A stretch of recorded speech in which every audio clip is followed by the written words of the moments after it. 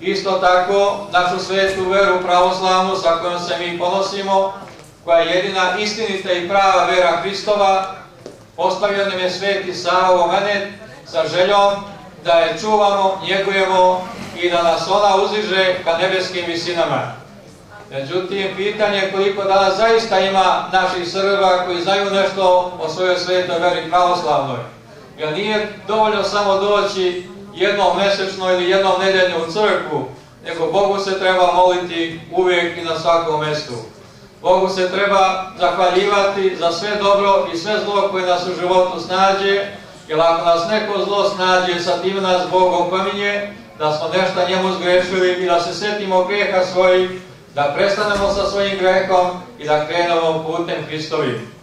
Braći i sestri, uzak je put i uska su vrata sa kojima se stiže u Carstvo nebesko, a širok je put i široka su vrata koje vode u propast, u pakao, oganj i smrt večnu.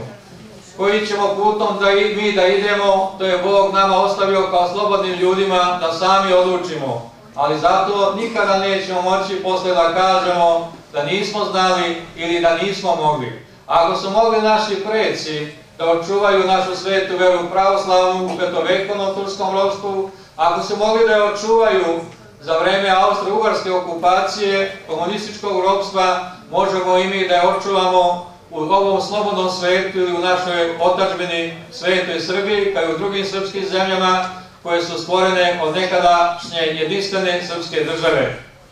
Naša nesreća što kroz vekove nemamo svoje države koje bi uhvatala sve srpske zemlje, tako da su se mnogi Srbi danas odrodili. I smešno je i žalosno vidjeti zato ljude sa doktoratima koji su završili visoke civilne škole i koji znaju da vam pričaju kako se može do meseca stići, a ne znaju da razlikuju šta je narodnost od njihove pokrajinske pripadnosti. Znači, ne umemo da razmišljamo srpski, pravoslavni, hrišćanski, svetosavskim načinom, da bismo tako mogli da saznamo pravu istinu, jer samo je jedna istina na ovome svetu, a Gospod je rekao za sebe, ja sam put, istina i život.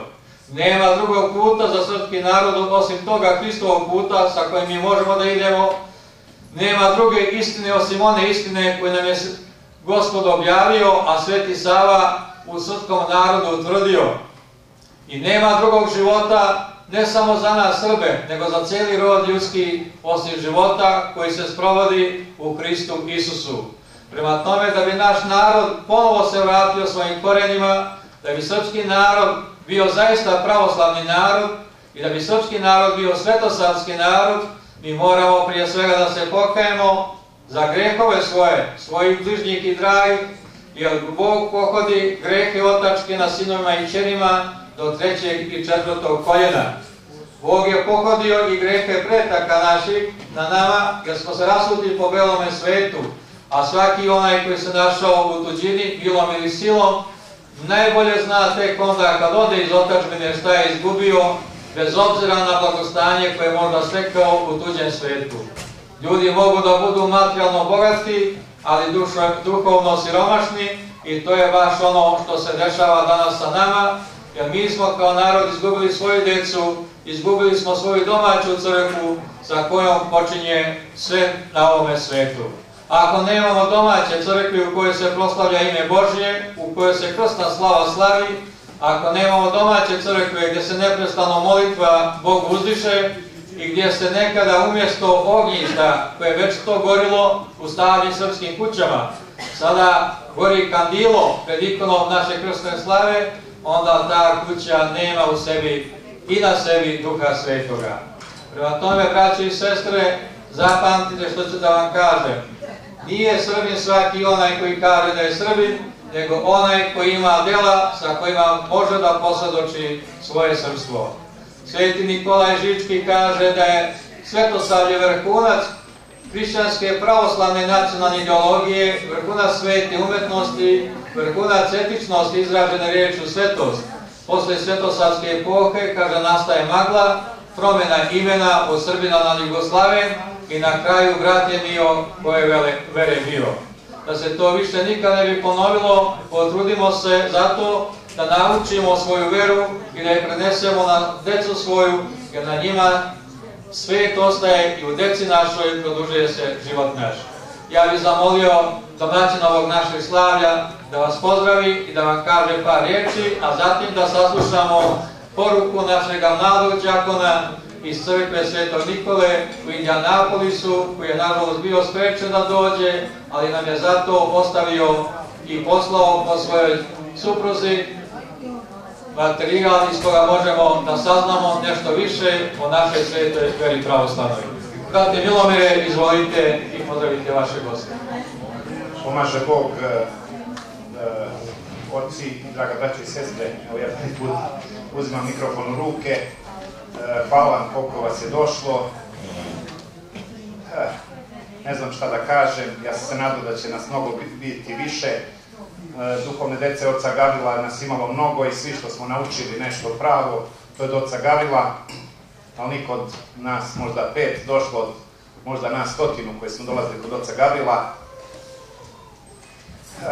Trebamo se vratiti našoj veri. Ja sam pre 30 godina bio u jednoj sekti, 5 godina, u stvari u više, ali bio sam u pentekostalcima.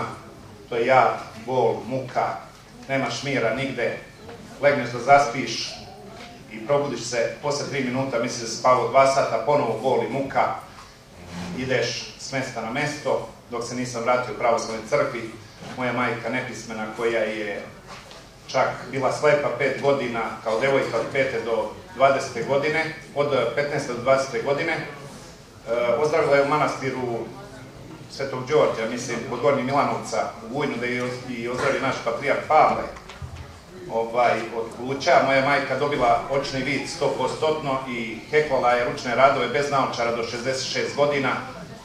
Uvek me sretala, Mile, nema ništa bez ikone, nema ništa bez Majke Božije.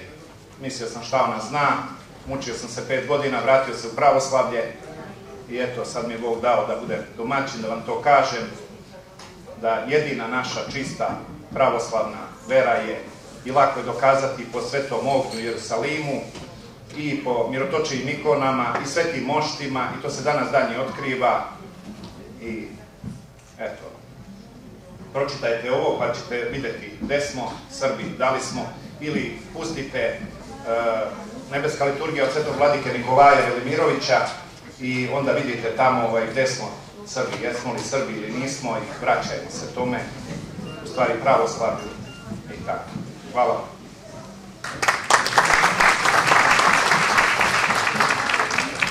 Draga moja braća i sestre,